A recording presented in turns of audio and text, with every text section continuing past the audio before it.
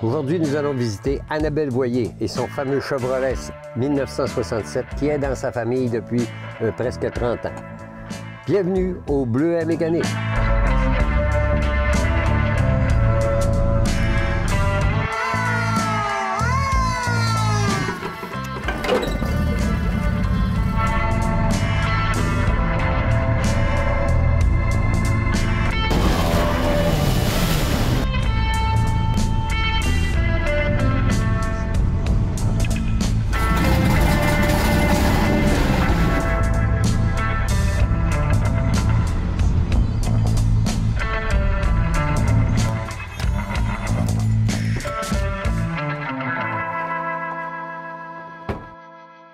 Aujourd'hui, au Bleuet Mécanique, je reçois une de mes bonnes amies, Annabelle Boyer, qui va nous parler de son camion Chevrolet 1967, qui était dans sa famille depuis longtemps. Ben oui, Marcel, moi, en fait, c'est mon oncle, qui est mon parrain, qui a acheté ce camion-là à Saint-Cœur-de-Marie dans les années 80, puis qui conduisait ça. Lui, il travaillait à Chibougamau.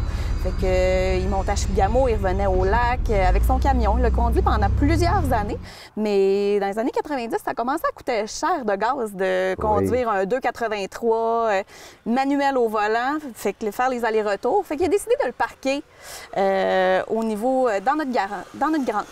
Puis là, ben, il est resté dans la grange pendant plusieurs années. Puis moi, j'étais petite, là, en 93, j'ai vu ce camion-là, il était parqué.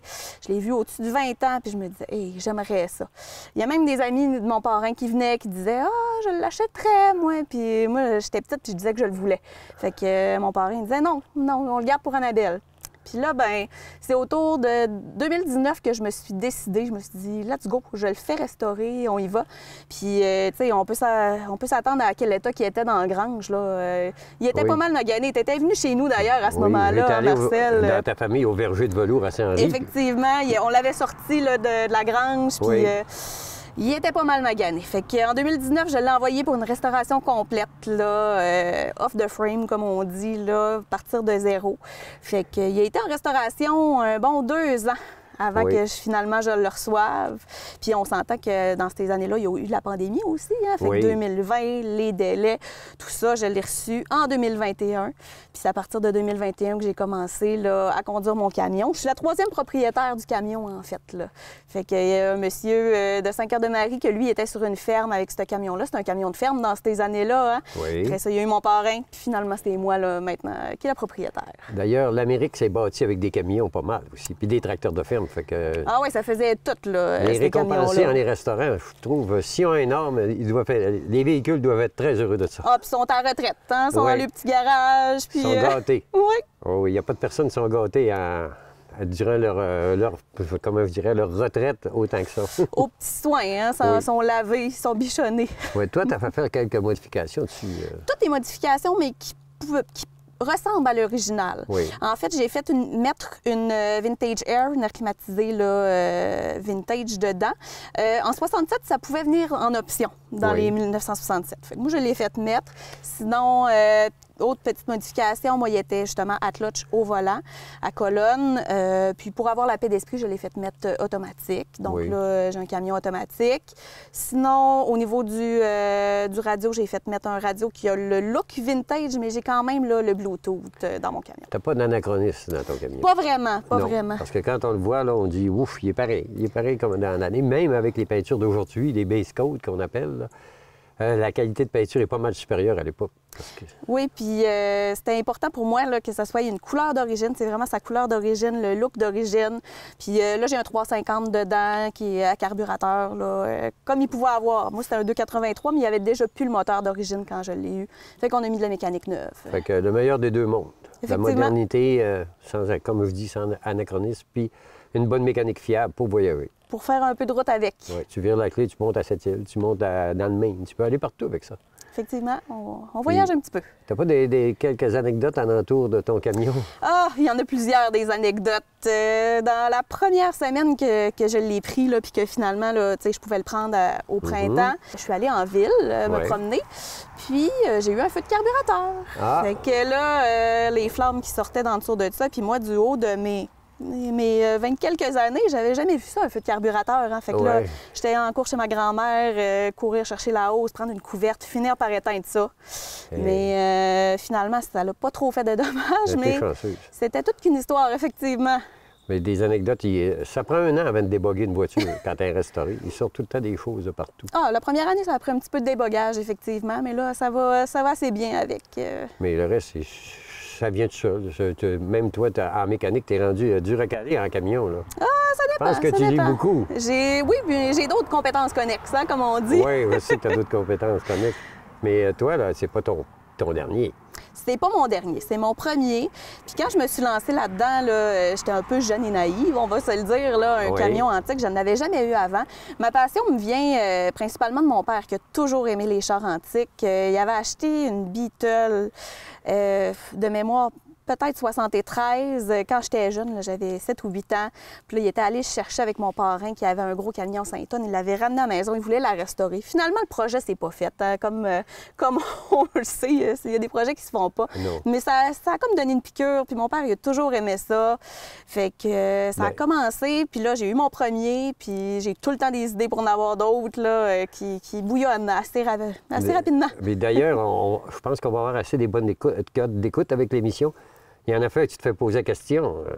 Quand tu vas dans un service à l'auto, il est beau le pick-up à ton père? Il est beau le pick-up de ton papa. Surtout que des fois, c'est mon père qui me tente parce que je sors avec mon père. Puis moi, je reste assis au volant, puis c'est lui qui va faire le pompiste. Là. Ouais. Mais le nombre de personnes qui disent Monsieur, il est vraiment beau votre camion, là, je pense qu'il aurait pu s'en payer un avec le nombre de personnes qui le disent. Les spectateurs sont avertis.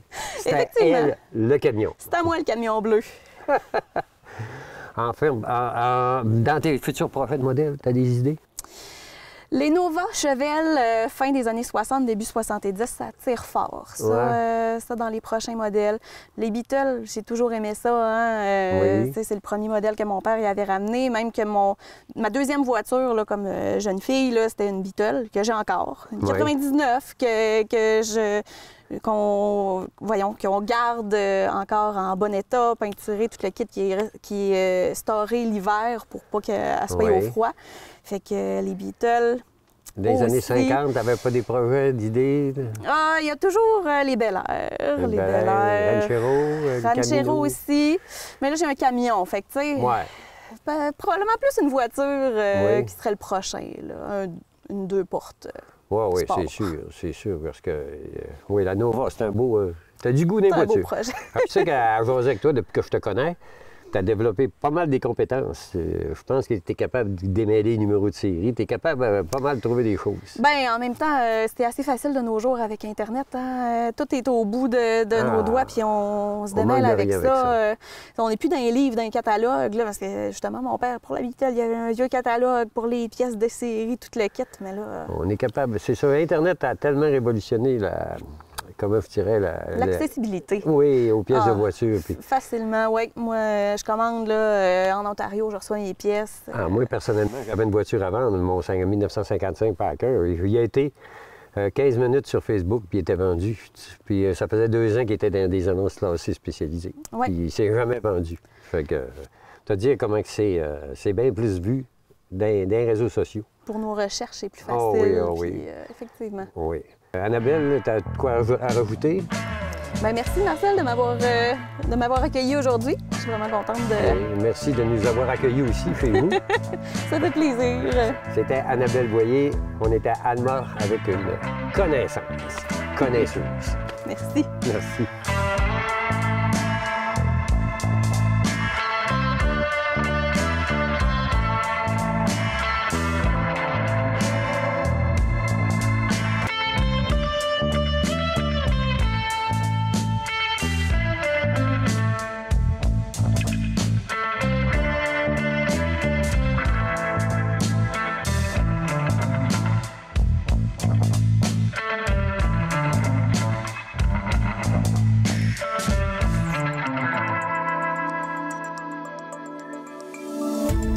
Cette émission d'Accès est appuyée par Cogeco et est rendue possible grâce à la collaboration de la communauté avec Nous TV.